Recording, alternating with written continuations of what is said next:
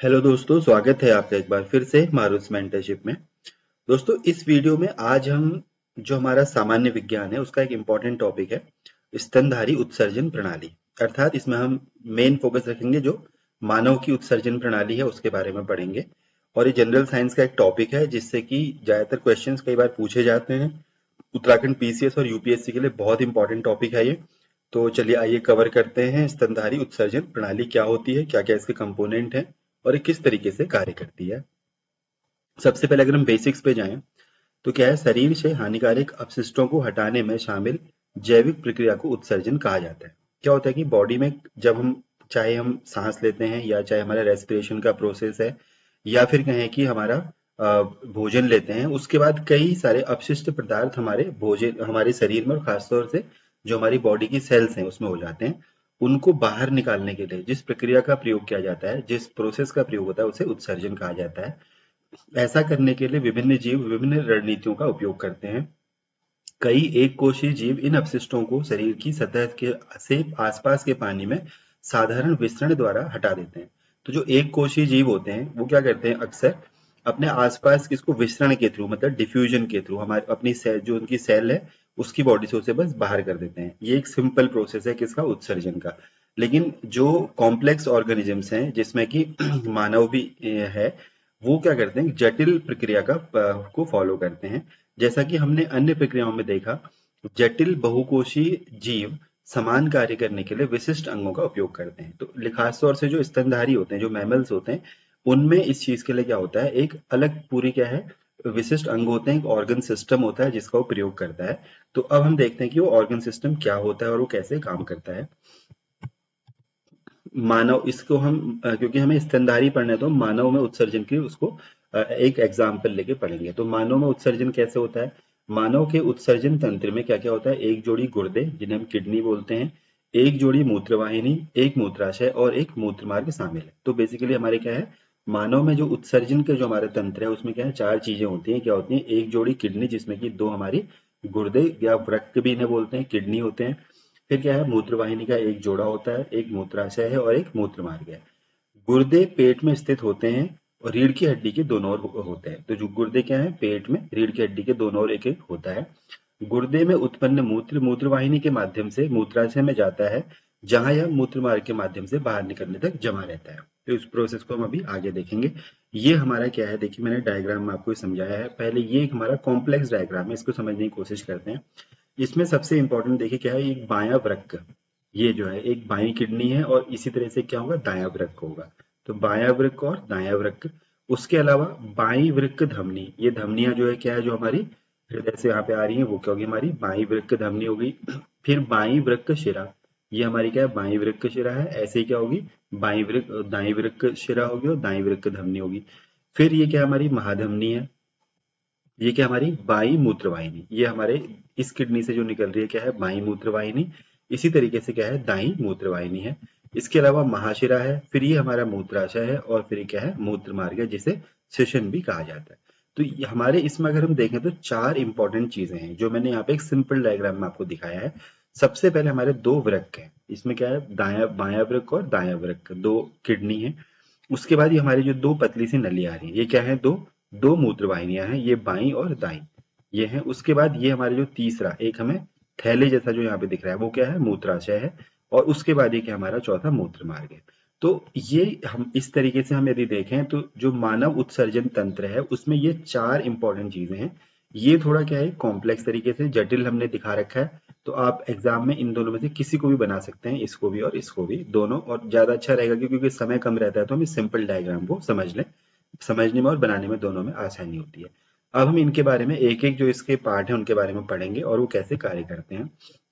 सबसे पहले किडनी अर्थात गुर्दे क्या होते हैं, गुर्दे सेम के आकार की संरचना है जो रीढ़ की हड्डी के दोनों ओर स्थित होती है और पसलियों और पीठ की मांसपेशियों द्वारा संरक्षित होती है। प्रत्येक मानव वयस्क किडनी की लंबाई 10 से 12 सेंटीमीटर, चौड़ाई 5 से 7 सेंटीमीटर और वजन लगभग 120 से 170 ग्राम होता है। ये हमारे क्या किडनी के बारे में है। गुर्दे में एक आंतरिक अवतल संरचना होती है। रक्त वाहिकाएं, मूत्रवाहिनी और तंत्रिकाएं, ये क्या है, तीन चीजें हैं जो हमारे क्या है, किडनी में एंटर करती हैं, किडनी में प्रवेश करती हैं। क्या क्या, रक्तवाहिनियां, मूत्रवाहिनी और तंत्रिकाएं, ये किसके, हिलम के माध्यम से गुर्दे में प्रवेश करती हैं। जो जहां से प्रवेश करती हैं वो क्या होता है, हिलम होता है। हिलम क्या होता है, जो गुर्दे की आंतरिक अवतल सतह पर एक पायदान है। रीनल पेल्विस एक बड़ी कीप के आकार की जगह हिलम के अंदर मौजूद होती है। हिलम के अंदर फिर क्या होता है, रीनल पेल्विस होती है, जो क्या एक बड़ी कीप के आकार की है। तो ये जो तीन हमारे इंपॉर्टेंट चीजें जो हमारे किडनी में एंटर करती हैं, क्या क्या होती हैं, रक्तवाहिनी, मूत्रवाहिनी, तंत्रिकाएं, ये किसे, हिलम के माध्यम से करती हैं। उसके अलावा गुर्दे के और क्या क्या पार्ट हैं, देखिए कैप्सूल होता है उसमें। कैप्सूल क्या है, बाहरी परत को कैप्सूल कहा जाता है। जो हमारी किडनी की बाहरी परत है उसे क्या, कैप्सूल कहा जाता है। किडनी के अंदर दो जोन होते हैं, क्या क्या होते हैं, बाहरी जोन कोर्टेक्स है और भीतरी जोन मेडुला है। तो जो बाहरी जोन है उसे क्या बोलते हैं, ये कैप्सूल का पार्ट है, इसे बोलते हैं कोर्टेक्स, कोर्टेक्स। और जो भीतरी जोन है उसे बोलते हैं मेडुला। वल्कुट मेडुलरी पिरामिडों के बीच रीनल कॉलम के रूप में विस्तारित होता है, जिसे बर्टिन के कॉलम कहा जाता है। ये इतना इंपॉर्टेंट नहीं है, बस इतना जानना जरूरी है कि जो किडनी के अंदर जो दो जोन है, जो बाहरी जोन है उसे कोर्टेक्स कहा जाता है और भीतरी जोन को मेडुला कहा जाता है। ये हमारे एग्जाम के पॉइंट ऑफ व्यू से इंपॉर्टेंट है। उसके अलावा किडनी में क्या होते हैं, नेफ्रॉन होते हैं। नेफ्रॉन सबसे इंपॉर्टेंट चीज है। नेफ्रॉन गुर्दे की कार्यात्मक इकाई है, जो जहां पे जो सच में जहां पर फिल्ट्रेशन होता है, जहां पे रक्त से अपशिष्ट पदार्थ को अलग किया जाता है, वो कहाँ पे होता है, नेफ्रॉन में होता है। यही सबसे क्या है, मुख्य कार्यात्मक इकाई है।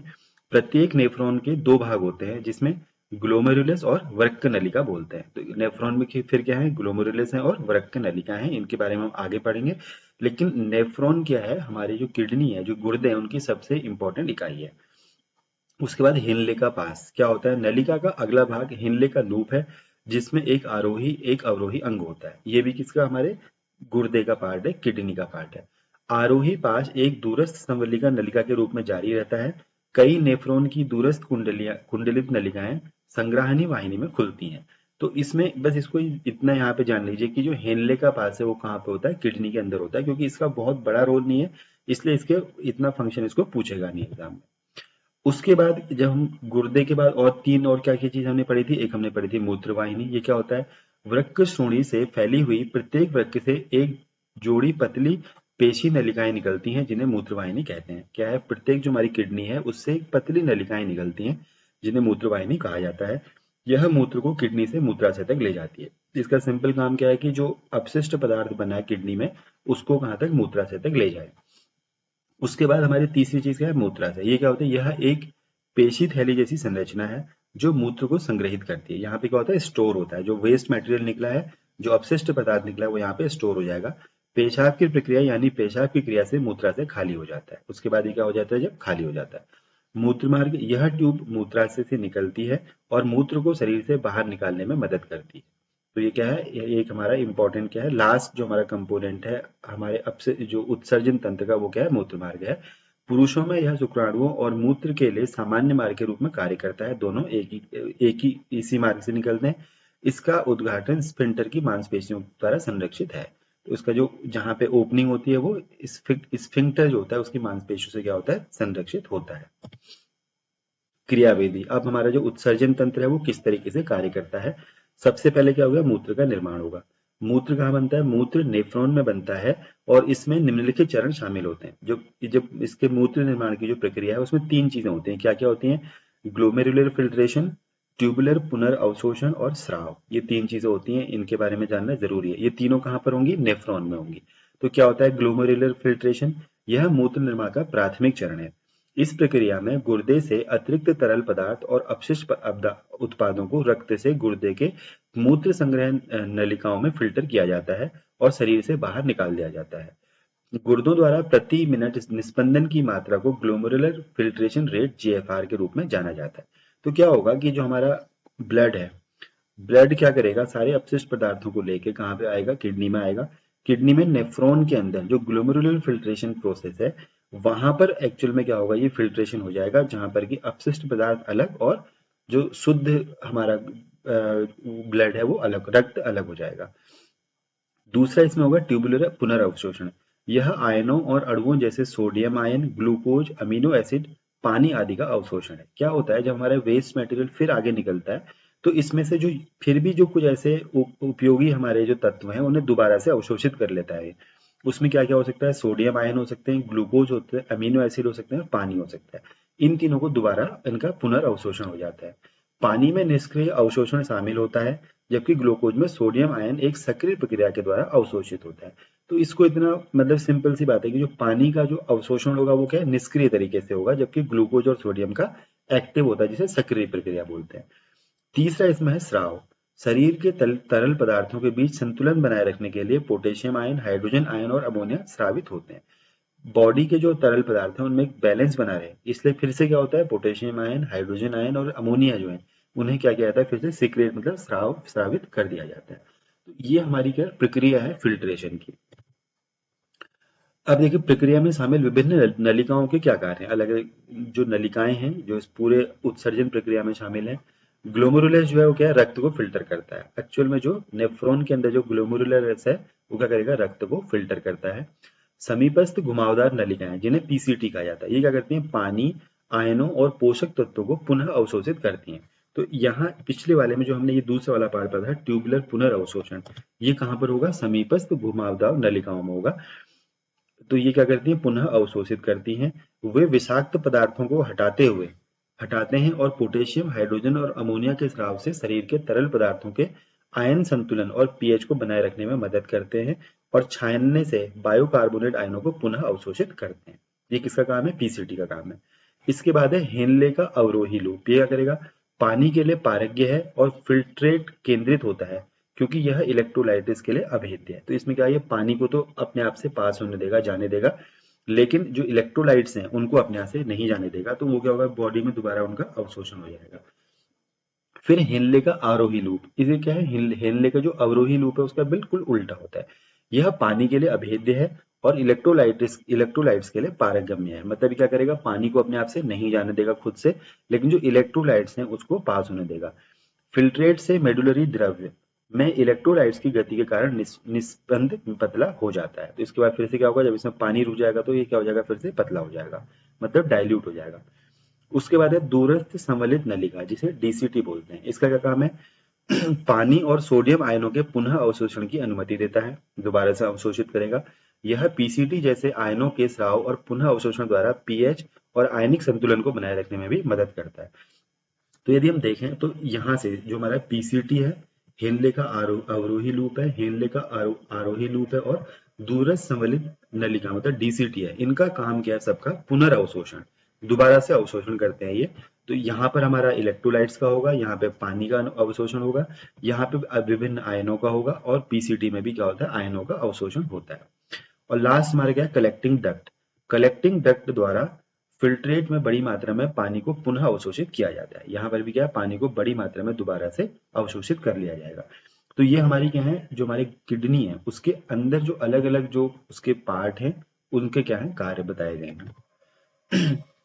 अब आगे देखिए कैसे काम करता है। मूत्र बनाने का उद्देश्य रक्त के अपशिष्ट उत्पादों को छानना है।